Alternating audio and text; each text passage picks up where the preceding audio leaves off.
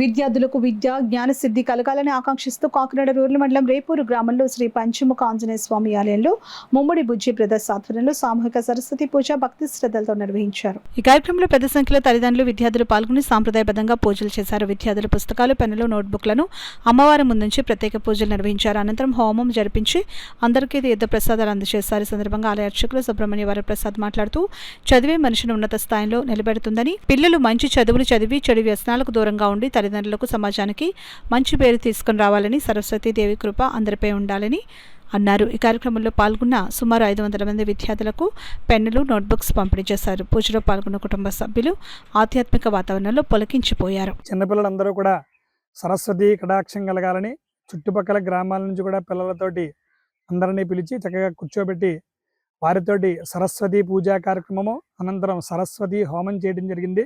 ఈరోజు హయగ్రీవమూర్తికి ప్రీతికరముగా ఈ యొక్క సరస్వతి హోమం, సరస్వతి పూజ, హయగ్రీవ హోమము జరుగుతున్నది. అలాగే ఆరోగ్యం కోసం ఆయుష్యుక్త పారాయణ చేసి ఆయుష్యుక్త హోమం జరిగినది.